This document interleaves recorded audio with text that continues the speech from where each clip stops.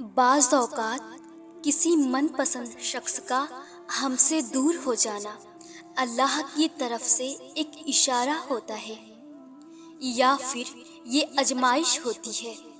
جانتے ہیں اللہ تعالی ہماری زندگی میں کچھ لوگوں کو ایک مقصد کے تحت بھیجتا ہے اور بعض کو ایک وقت کے بعد ہم سے جدا کر دیتا ہے۔ اس کا مطلب یہ ہوتا ہے کہ وہ شخص ہماری بہتری کے لیے نہیں تھا یا اللہ ہمیں کسی اور بہتر چیز کی طرف لے جانا چاہتا ہے۔ قرآن و حدیث میں یہ بات واضح کی گئی ہے کہ اللہ تعالیٰ وہی کرتا ہے جو ہمارے لیے سب سے بہتر ہوتا ہے، چاہے ہمیں اس کا فہم بعد میں ہو۔ اللہ تعالیٰ قرآن پاک میں فرماتا ہے، ہو سکتا ہے کہ تم کسی چیز کو ناپسند کرو جبکہ وہ تمہارے لیے بہتر ہو، اور ہو سکتا ہے کہ تم کسی چیز کو پسند کرو جبکہ وہ تمہارے لیے نقصان دہ ہو، اور اللہ جانتا ہے اور تم نہیں جانتے۔ جب کوئی قریبی یا پسندیدہ شخص دور ہو جاتا ہے تو یہ اللہ کی طرف سے ایک آزمائش بھی ہوتی ہے تاکہ ہم اللہ پر بھروسہ کریں، صبر کریں اور اپنے تعلق کو اللہ کے ساتھ مزید مضبوط کریں۔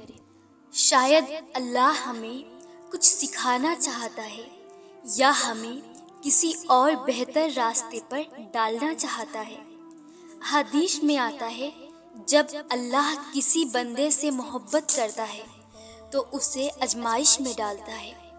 اگر کوئی شخص ہمیں چھوڑ کر چلا گیا تو ہمیں یہ سوچنا چاہیے کہ کیا ہم نے اپنی محبت اور توجہ اللہ سے زیادہ کسی انسان پر مرکوز کر دی تھی، کیونکہ جب ہم کسی چیز یا شخص سے حد سے زیادہ محبت کرنے لگتے ہیں تو اللہ ہمیں یاد دلاتا ہے کہ اصل محبت اور توکل صرف اللہ پر ہونا چاہیے۔ جب تم کسی چیز کے کھو جانے پر بہت زیادہ غمگین ہو رہے ہو تو سمجھ جاؤ کہ تم نے اسے اللہ سے زیادہ عزیز رکھا تھا۔ بعض اوقات یہ ہمارے اپنے گناہوں کا نتیجہ بھی ہو سکتا ہے۔